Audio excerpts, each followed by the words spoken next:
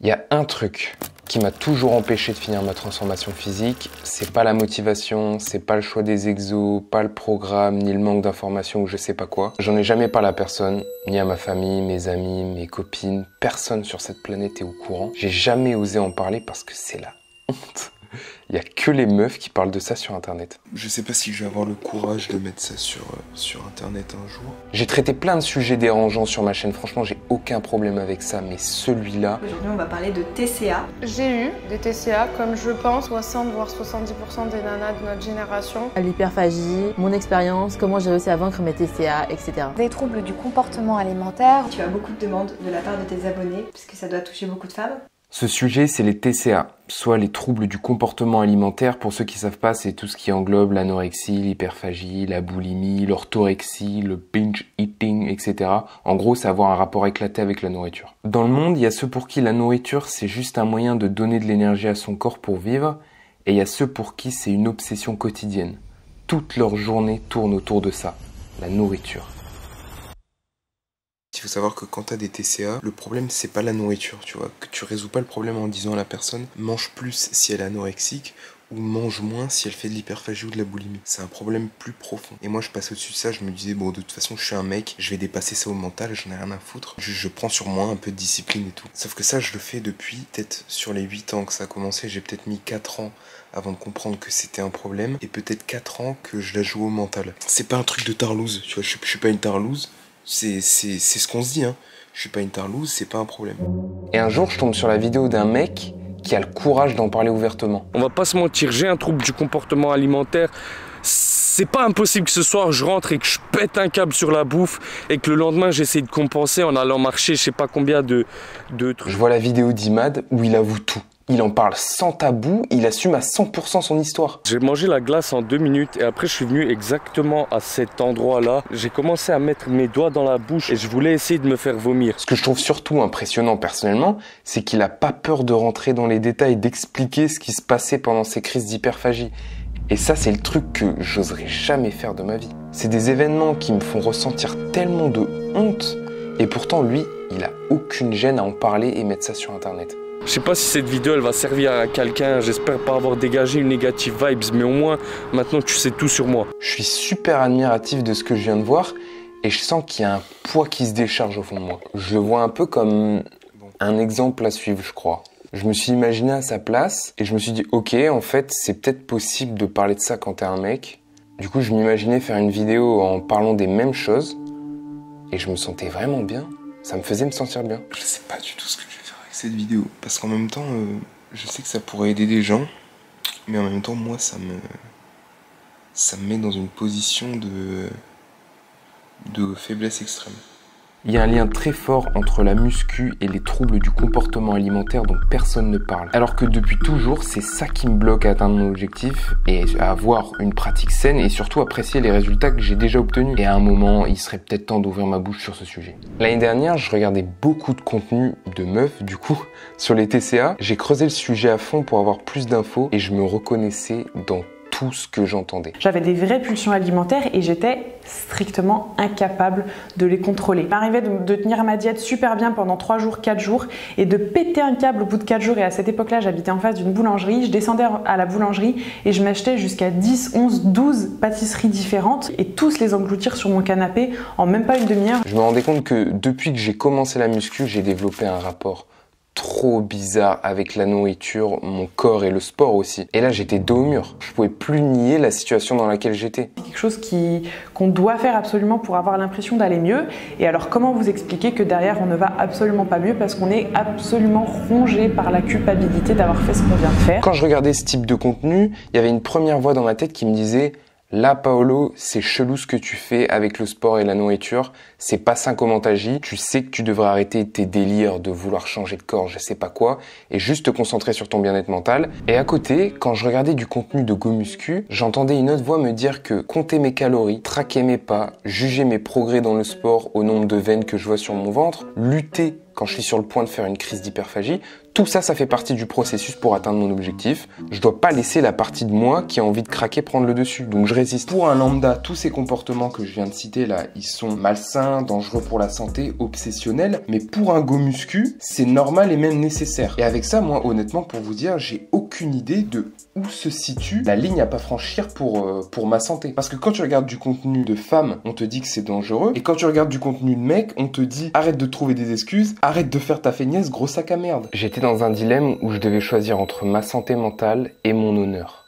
Soit j'arrête tout ce bordel de transformation pour me focaliser uniquement sur mon bien-être, soit je fais les sacrifices nécessaires pour respecter mon engagement et afficher un vrai physique. Vous l'aurez compris, ma part de masculinité toxique m'a fait privilégier l'honneur. Et je sais que Hector aussi sentit son cœur s'affoler dans sa poitrine. Mais il ne pouvait plus fuir maintenant. Il avait lancé le défi et il ne pouvait plus se dérober. Personne ne peut juger si c'est un bon ou un mauvais choix. C'est simplement un choix qu'il fallait faire. Pour certains, ce sera la meilleure chose à faire et pour d'autres, c'est un choix qui me rendra malheureux.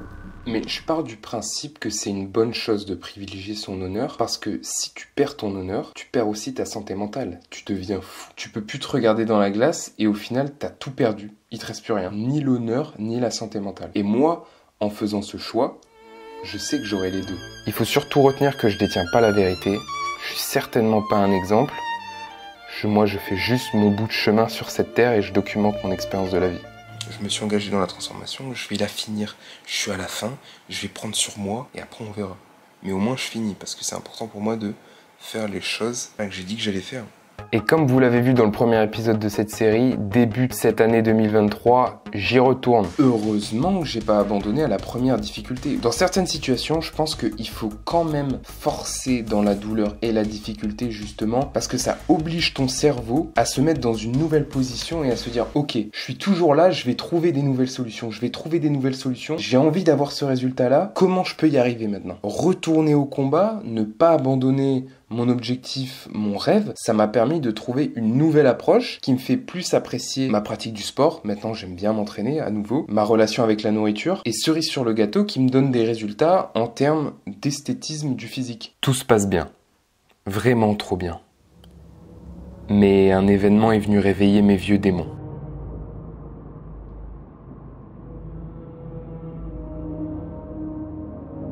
Aujourd'hui, j'ai pas mangé de la journée, j'ai fait ce qu'on appelle un jeûne. Parce que cette semaine-là, je suis en dette calorique. J'ai trouvé un bon compromis, ça me dérange pas de jeûner un jour si je peux profiter d'un restaurant avec ma copine.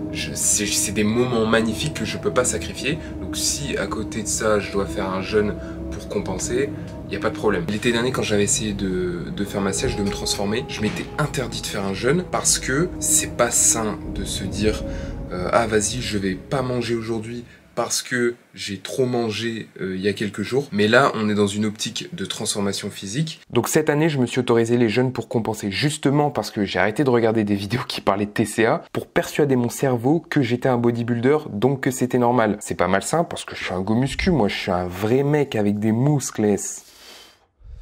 Et je pense que l'impact des choses que tu fais dans la vie sur ta santé, il sera positif ou négatif en fonction de toi, comment tu perçois cette chose. Si je prends l'exemple de quelqu'un qui jeûne pendant une journée, si son intention c'est de compenser, de se rattraper parce que le jour d'avant il a trop mangé, c'est bizarre comme comportement. Mais si la personne fait ça dans une démarche spirituelle, limite pour se mettre à la place des personnes qui n'ont pas assez d'argent pour manger, là c'est ok. Alors que c'est la même action, c'est juste l'intention derrière qui est différente. Donc si tu as un comportement bizarre avec la nourriture, mais que tu te dis je fais ça parce que je suis un bodybuilder, c'est pour ma transformation, tout de suite c'est ok, c'est sain. Moi en tout cas c'est ce que je me suis dit pour me persuader en fait, pour contourner la catastrophe, je me rassure comme ça, tu vois. Sinon, mon jour de jeûne s'est bien passé. C'est la première fois de ma vie que je jeûne. Je pensais que ça allait être plus difficile que ça. Ça, c'est parce que c'est la première fois que je le faisais que ça se passait bien. Et là, ce matin, je me pèse et je suis descendu sous la barre des 77 kilos déjà. Mais plus j'utilisais cette technique pour compenser, plus je sentais la frustration monter les jours de jeûne. Et je savais que si ça pétait un jour, ça allait faire très mal. Ça sentait à plein nez le binge eating arriver un jour ou l'autre là. En fait, en faisant ça, ma relation avec la nourriture, elle redevenait malsaine et je me retrouve encore une fois le cul entre deux chaises.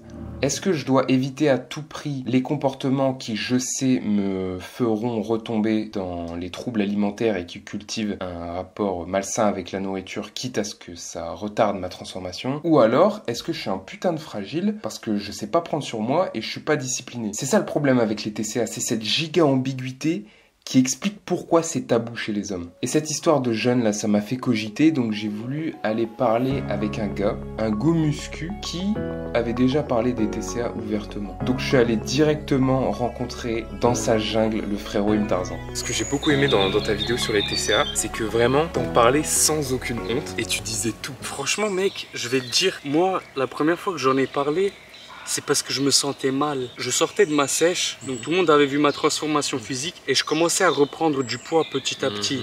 Et moi je pensais que j'étais obligé pour faire plaisir aux gens de rester super sec. Ce qui m'arrivait, c'est que du coup je mangeais peu de calories. Et t'as un soir où je suis venu et j'ai pris un gros pot de, tu sais les pots de Skyr.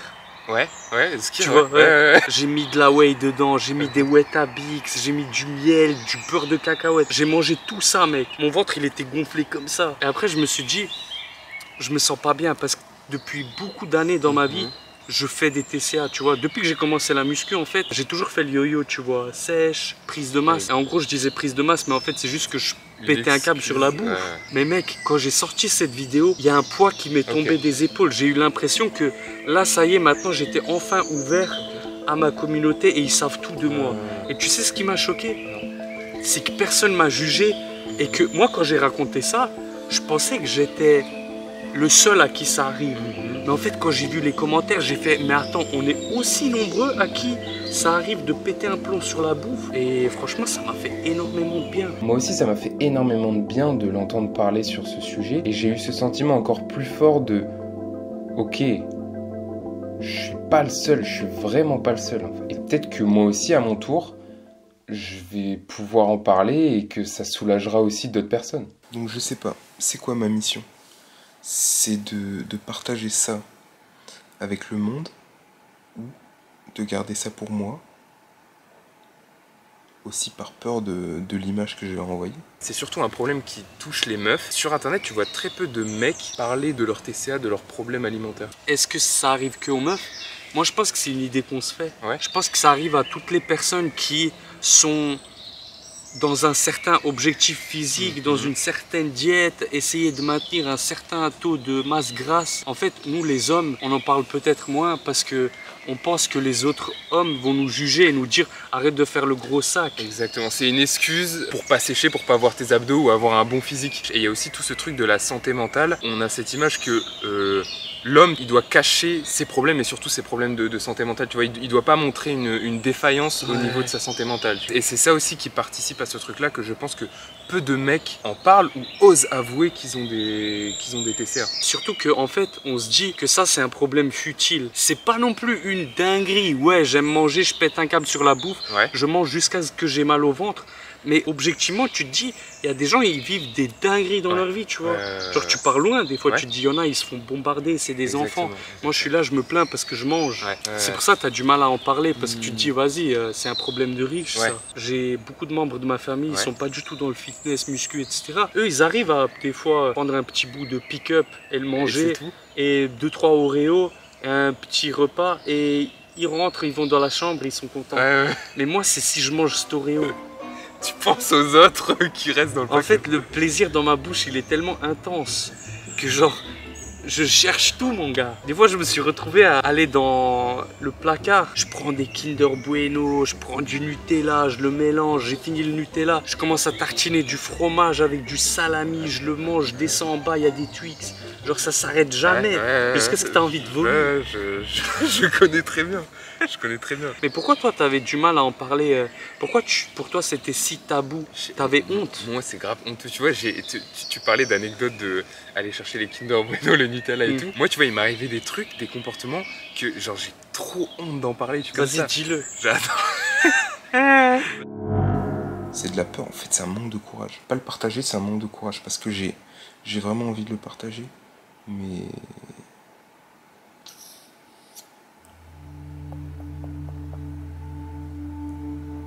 parce que je vais réfléchir. En tout cas, j'ai le fichier vidéo, mais c'est ça, il faut que je réfléchisse encore. Là, on entre dans la phase la plus inconfortable pour moi. Parler de mes épisodes de binge, c'est le truc qui m'est arrivé que je trouve le plus honteux au monde. Franchement, et je peux vous parler de tout. Je vous parle de porn, je vous parle de mes échecs, je vous parle de tout. Je m'en fous. Mais ça, parler de ce qui se passait pendant mes crises d'hyperphagie ou quoi, ça me fait même trop bizarre de le dire. Ça fait trop bizarre. C'est impossible pour moi, je crois. Au tout début, moi, ça a commencé quand j'ai commencé la musculation. Mes 6 premiers mois, j'ai fait une prise de masse assez dégueulasse. Je regardais beaucoup de vidéos, je m'informais de plein de trucs et je me dis, ok, il faut que je mange beaucoup pour prendre du poids. C'était aussi une excuse un peu pour manger. Ouais, voilà. En 6 mois, j'avais pris beaucoup de gras et après, je me dis, ok, maintenant, il faut que je sèche. Et j'avais fait ça n'importe comment. J'avais baissé mes calories beaucoup trop rapidement jusqu'à un jour, je me rappelle, où je vais à la salle après mon footing et je vois des étoiles partout. Et après, je rentre chez moi.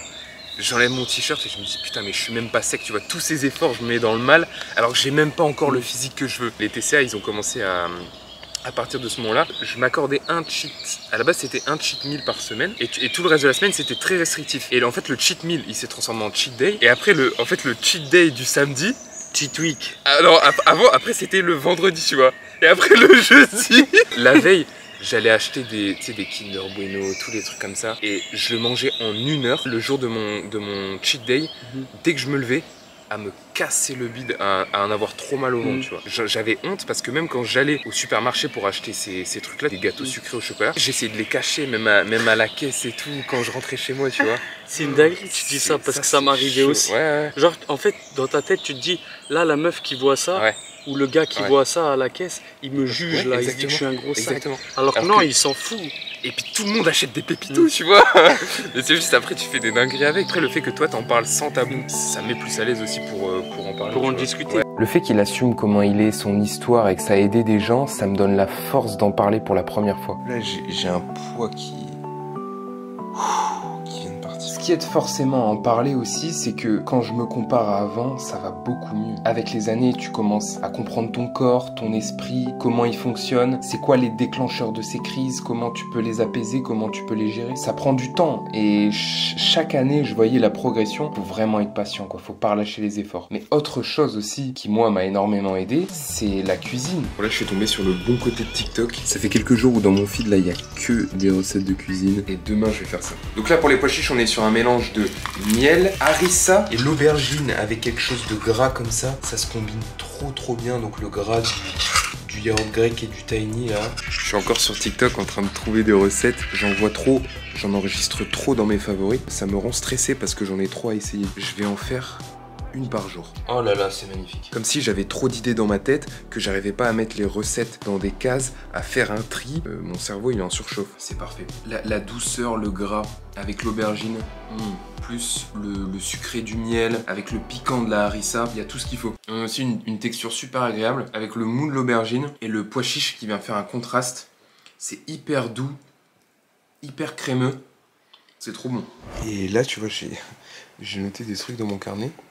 Tout devient plus clair. Ce qui a tout changé pour moi aussi, c'est de comprendre exactement d'où venait ce merdier. Je suis trop content d'avoir mis des mots et quelque chose enfin sur ce problème après 8 putains d'années. C'est abusé comment je me connais. Mais normal, je suis moi. Mais j'ai filmé toute ma réaction de A à Z pendant 20 minutes où je parlais à moi-même pour essayer de faire le lien en fait avec toute ma vie et la racine de ce truc-là en fait, d'où ça vient. Et c'est passionnant de comprendre l'humain à ce point-là et de voir que tout est connecté. J'ai pas forcément envie de parler d'où ça vient ici parce que c'est un autre sujet et la vidéo serait beaucoup trop longue. Par contre, je vais envoyer un courrier, c'est la newsletter que j'envoie tous les dimanches, dans quelques semaines à ce sujet-là, donc si ça vous intéresse de le recevoir, il y a le lien pour s'inscrire dans la description, c'est gratuit, ça prend 2 secondes et je te parle de plein de trucs cool.